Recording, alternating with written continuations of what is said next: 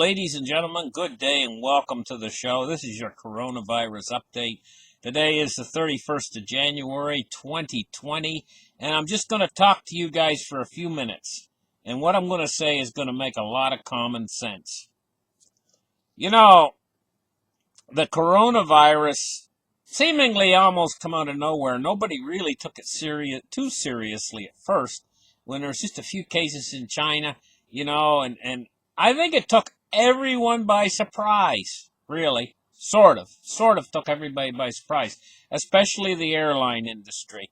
And so I think it was much bigger than they realized when they flew these first passengers in. A whole bunch come in from China and infected different countries, in the airplanes. And I think it took everyone kind of by surprise. They weren't expecting it.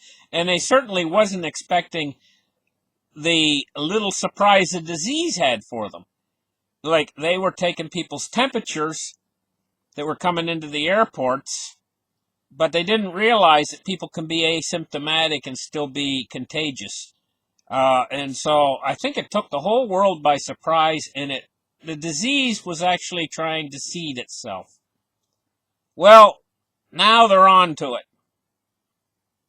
But the disease has tried to seed itself in North America, in Canada, in America, and in a number of other countries. And I mean, most of the people that are watching my show are in North America. Like, I'm in North America. North America includes Canada and the United States.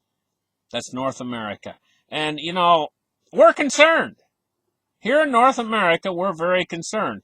And there's been a sprinkling of cases here or there, like almost like somebody took a salt shaker and just threw the salt, little droplets of salt. That's what the diseases come in like, off these airplanes. And we've got a number of cases, but these are more or less isolated cases. Do we have it contained? This is the big question in North America. And the next big question is, can we keep it contained here in North America? And that's what I'm going to talk about right now. Can we keep it contained? Can we keep it out of North America? And here's what I'm going to say is, these first isolated cases that we had when it took everybody by surprise, and they came in on the airplanes from Wuhan, and they had the virus, and nobody knew it, and everything else, and we see these pockets of cases develop here in North America, which is extremely frightening. I think most of that happened because it took us by surprise. But now the flights coming out of Wuhan, they're on to it now, and I don't think there is any flights coming out of Wuhan now. I think they've mostly cut everything off. So it's like turning a light on or turning a light off. I think they've turned the switch off now. That means for the virus to get into the country. But here's the big thing. The virus is spreading in a different way now, more so than it was. It was using the airplanes to spread. Now it's using land-based spreading. The way viruses used to spread back in the Middle Ages, when we didn't have airplanes to spread them all over the place, it spreads. It's still spread. Like in 1918, we didn't have airplanes, and the Spanish flu spread all around the world to every country. Now, my grandmother told me about that. She said that when it was in America, the Spanish flu, that it took a long time to actually get into Canada, in certain places in Canada, remote communities and stuff, because you don't have airplanes to spread it all over the place. It has to spread by foot or by wagon cart or by car. It can spread that way, but it's a little bit slower. It takes it more time. And I think that's what's happening in China. I think this virus is exponentially spreading in China. People travel. So, on the Asian landmass, this virus is moving the old-fashioned way, which takes time. It's not near as quick as shipping it across the ocean on an airplane.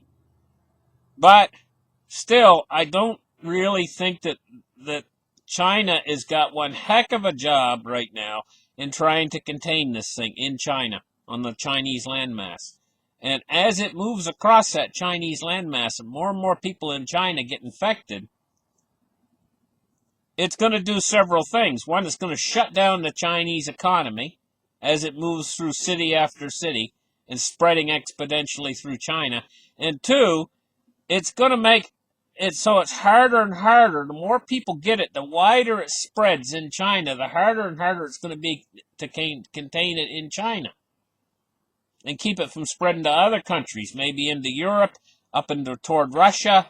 The virus is moving a little, its spread is a little bit slower now, but don't underestimate this virus. And the reason why I say that is because the people can carry it and not even know they have it. And they can be contagious during that period in time. Officials have declared that that's the truth, that it can be spread that way by people who don't even know they have it, don't have a fever, they're not even sick, for up to 14 days. They can be spreading the virus and not know it. And so this makes this virus extremely hard to stop, because you got a well person for up to 14 days. They're well. There's nothing wrong with them. They don't have a fever. They don't have a cough. They don't have nothing wrong with them. They don't know themselves that they actually have the virus. And so this is going to make it almost impossible to stop this virus. So I see it as what's happened now is these sporadic cases that have sprung up in North America. We're going to have to watch and see that there's not no asymptomatic people who are related to these sporadic cases that might pop up later in groups. Or, in other words, if they just miss one person in North America of these sporadic cases that they've had that becomes a carrier, and they get into the general population, and they create more asymptomatic carriers, then once this virus actually gets loose into the general population, it's going to spread through the entire. And this is what they're worried about: person-to-person transmission in the general population. This is what we don't want. And this is the nightmare scenario. And we want to keep it out of North America. And it's going to be a very hard job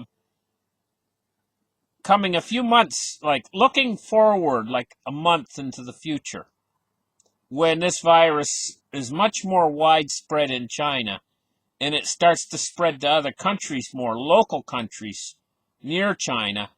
It's not going to be like right now they're shutting off flights to China. These other countries are going to become cedar countries too and become festering full of the virus too. And so you're going to have to start shutting off flights not just to China, but maybe to other neighboring countries that are affected by the virus too. And what about India? India's had, I think, their first case.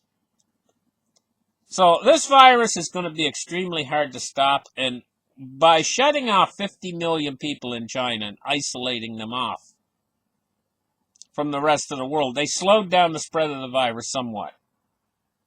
And so what we might see is a little lag here of a few weeks where the second wave is coming. In other words, we had the first wave of the virus where it took everybody by surprise.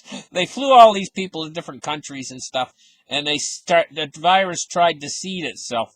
I'm still not absolutely sure that the virus won't be successful in seeding itself, but possibly they'll be able to stop these cases, these sporadic cases, just like have appeared here in North America and in other countries, by isolating the patient off and finding and tracking down each and every person that had contact with that particular person, and then quarantining them for a certain number of days and keeping their eye on and observing them and so on. They might be able to stop it, that first wave. But I'll tell you what I'm expecting. I'm expecting a second wave that's going to be bigger than the first wave when the virus spreads out more in China and local countries that it's already seeded itself in. One of these countries is Japan. So what are we going to do? Are we going to start cutting off flights to the countries where it's seeded itself in? And once they start to establish a rather large population of people who have the virus in these other countries. We have to cut flights off to them too, in order to keep it out. I'm telling you, they're going to have to keep expanding these measures, and I don't know right now at this point in time if they're going to be successful or not. I'm hoping them success, but what really frightens me and makes me doubtful is the fact that this virus has this period where a person is not ill, not sick, doesn't have a fever or anything, that can last for up to 14 days, and they can be a potential carrier of the virus. This is what makes this virus unique, and unique to itself. This is one of its signature marks of what it can do, and this is a real Houdini trick, guys. Quite seriously, the fact that this virus can do this, and this is going to make it awfully hard to stop it. But considering what's at stake, I think that they should increase their efforts exponentially, just like the virus is increasing its efforts exponentially to try to get into our country. I think our health authorities and our health system and the leaders that are in charge of our country should increase their efforts to keep this virus out exponentially, because there's an awful lot of lives at stake in North America and in South America and in countries that do not have the virus moving through the general population as of yet, because once it starts to move through the general population and you can't track all those people anymore, and they're going off this way and that way and every which way, then it's pretty much out. The virus is out of the cage, and it's not really any putting it back in once it's out like that. And I don't think we're to that point here in North America. I think that the virus is still trackable, and we're not to that point yet. Whereas in China, I think they might have passed the pale on it now, because I read a report this morning that says there could be as many as 75,000 cases of this virus in China. And they're saying that was of January 25th. They were saying that there could have been as many as, and now that's a number of days ago. That's about a week ago. Okay? And so the way it's increasing, I also read that every 6.2 days it doubles. So that 75,000, that was like 6.2 days ago, so it could be like 150,000 now, and in another 6 days it could be 300,000 in China. So we got a real problem on our hands. We got a tiger by the tail. We need harsh measures to try to contain this and keep it out of North America. Because I'm sure most of the people listening in my audience, you live here in North America, and we do not want this virus moving through the general population. I mean, it's serious, because of the effects of it. It can cause lesions on your lungs. Like that's a big sore spot on your lung. And not only that, pneumonia with lesions on your lungs. I also saw this morning a picture of a guy in China, and he was laying on his back, dead as a doornail, and he had a grocery bag in his hands. I guess he was trying to go to the store. Perhaps one of these lesions on his lungs might have caused some sort of embolism or something, This is a dangerous virus. Listen, thank you guys for listening to this report. And like and subscribe. We'll catch you guys in the next show. Bye-bye.